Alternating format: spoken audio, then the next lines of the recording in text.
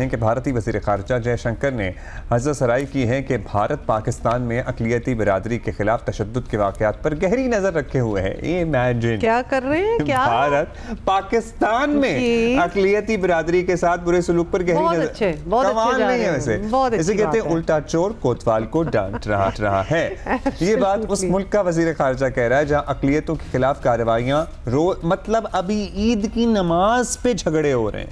ईद की नमाज बाहर होगी, अंदर होगी, सड़क पे हो सकती है, इस पे एक वबाल मचा हुआ है। मतलब ये रोज का ही मामूल बन चुका है। गुजरात में मुसलमानों का कत्लेआम और बाबरी मस्जिद की शहादत अभी लोग भूले नहीं हैं। बाय द वे ये कभी नहीं भूलेंगे। ये मकबूजा कश्मीर में मुसलमानों के साथ जो जुल्म हो रहा है वो भी सबके सामने है। भारतीय वज़ीर ख़ारिजा ने मजीद कहा कि पाकिस्तान ऐसा मुल्क है जहाँ इंसानी हकूक़ की खिलाफ वर्जियाँ, अक़लियती बरादरियों पर जुल्म और जमहूरी इक़्तिदार का खात्मा रियासती पॉलिसीज़ का हिस्सा है। मतलब पता नहीं कौन सी इनको ख्वाब आई है, आज उठते ही पाकिस्तान दहशतगर्दों को पनाह देता है। ये भी उनकी कहानी में है ये बात। और पाकिस्तानी दफ्तर ख़ारिजा ने भारतीय वज़ीर ख़ारिजा के बयान पर सख्त रद्द-ए-अमल देते हुए कहा है कि भारत अक़लियती हकूक़ का अलम बरदार ना बने तो बेहतर है, वरना वो खुद इंसानी हकूक़ की मुसलसल खिलाफ वर्जियाँ कर रहा है। तमाम अक़लियतों और सियासी मुखालिफिन को कुचलने वाले मोदी के भारत से पाकिस्तान में अक़लियतों के हकूक़ पर बयान आना literally it's a joke. It is a joke. दफ्तर ख़ारिजा का कहना है कि भारत में जो कुछ मुसलमानों के साथ हुआ है वो किसी से ढका छुपा नहीं है।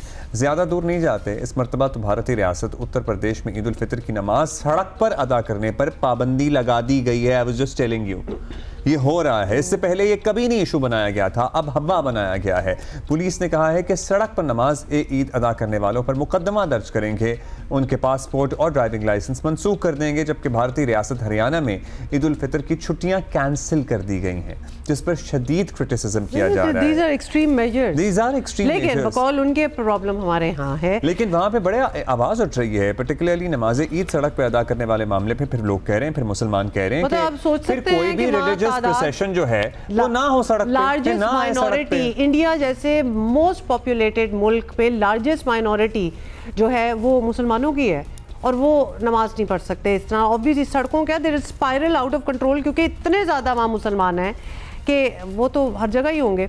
इन एनी केस ये जो स्टेटमेंट्स आई हैं इसके हवाले से हमने बात करनी है। एजाज़ चौधरी साहब हमारे साथ हैं, साबिक सेक्रेटरी ख़ारिजा। एजाज़ चौधरी साहब, अब क्या हम बात करें, इंडिया के अंदरूनी हालात देखें ज़रा। आप तो बड़ी अच्छी तरह जानते हैं, और वो पाकिस्तान को अक़लियतों के हकूक़ के ताने दे रहे हैं। क्या हो गया दुनिया में? क्या ऐसे बयानात को मतलब किस तरह संजीदा लिया जा सकता है, लिया जाना चाहिए? और पाकिस्तान दोनों की तारीख काफ़ी कॉम्प्लेक्स, लिए ये कभी भी नहीं हो सकता कि आप एक मुल्क जो है दूसरे मुल्क पर इस तरह अंगुश जनी करे। जिस तरह की हिंदुस्तान में ये तरीक़ाकार है और शुरू से है, कोई आज से नहीं है, कि पाकिस्तान की तरफ वो उंगली उठाते हैं और कहते हैं आप में ये खराबी है, जब वो अपनी तरफ नहीं देखते। कोई एक रिपोर्ट नहीं है हिंदुस्तान में माइनॉरिटीज़ के हवाले से। ये पुरानी 2006-7 में सचर रिपोर्ट आई थी, और उसके बाद कई किस्म की, अभी जेफरी की रिपोर्ट थी, जो फ्रेंच पॉलिटिकल साइंटिस्ट हैं। तो बहुत सारी रिपोर्ट्स उनके बारे में आई हैं। अभी वो एक अमेरिकन रिपोर्ट भी आई है। तो ऐसा नहीं है कि जी वो कहें कि जी हम तो बिल्कुल फरिश्ता सीरत हैं और सारी शैतानी पाकिस्तान की तरफ है, इसलिए पाकिस्तान में माइनॉरिटीज़। हालांकि पाकिस्तान में अगर माइनॉरिटीज़ पे कभी कोई वाक़या होता भी है तो बहुत सख्त गम गुस्सा किया जाता है सारी तरफ से, और बड़ा जो मेजॉरिटी कम्युनिटीज़ है वो बहुत दिलगीर हो जाती हैं।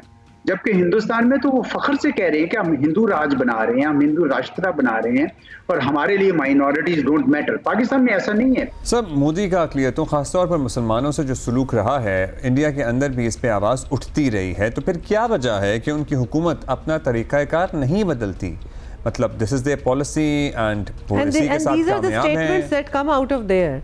तो क्या मजबूरी है उनको?